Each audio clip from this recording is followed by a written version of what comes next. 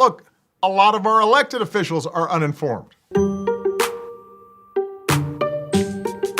Okay, is there any kind of introduction, or are we just plunging in and then you guys will... I don't care about politics. Look, I don't care about Pokemon, but that doesn't mean it won't keep on coming back. That's actually what people in power are betting on, that you'll check out, that you won't vote. And when you opt out, that's what allows other people to essentially fill that void. It allows them to do nothing about the things that you'd like to see government do. So if you really want to throw a wrench in their plans, throw them out. Vote in somebody better. Next, why bother voting when I can't relate to the candidates? Now, this is actually a good question.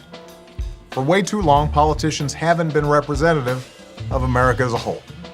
But that's changing this year. More women are running for office than ever before. More LGBT candidates are running for office. First-time candidates, young veterans of Iraq and Afghanistan, young leaders from across the political spectrum. So this year, more than any other year, you have the chance to change the face of politics so that it looks more like your own.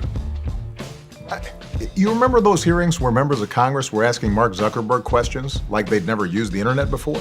That's because they haven't. Here's your chance to vote for people who actually know what the internet is. My vote doesn't matter. Now, the last presidential election turned on fewer than 100,000 votes in 3 states. More people go to Coachella. Look, when it comes to something like Dancing with the Stars, people actually think their vote matters. But a vote in this November's election actually does matter. It could elect people who make our criminal justice system fair and your student loans easier to afford. And by the way, you wouldn't let your grandparents pick your playlist. Why would you let them pick your representative who's going to determine your future?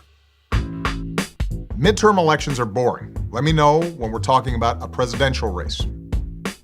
Sometimes these elections are even more important than a presidential race. This November, 36 states are picking governor. Every single spot in the House of Representatives is on the ballot. Fill them with people who care about what you care about. Elections, by the way, aren't boring. You know what's boring? Scrolling through endless photos of your dinner on Instagram.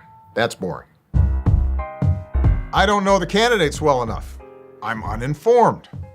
There are people running for office who don't think women should get equal pay for equal work, who don't think we should do anything about schools getting shot up, or who think we shouldn't raise the minimum wage for people who are working their tails off every day but still can't afford to pay the rent. Vote them out. Vote for somebody who shares your values. Also, this thing has something called Google.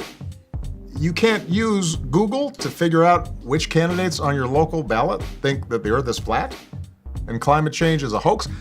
Google is super easy to read. I don't know where I'm supposed to vote.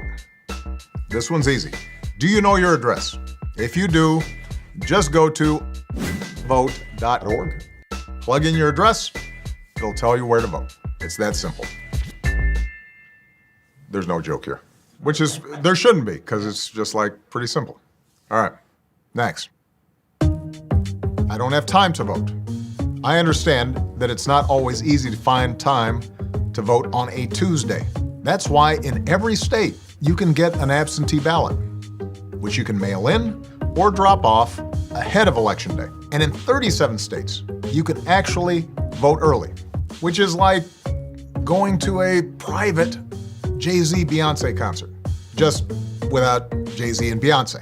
But take some friends anyway, beat the lines, because like most things, voting's more fun when you do it together. Share the video and tell your friends to vote on November 6th. It's a wrap. It's a wrap.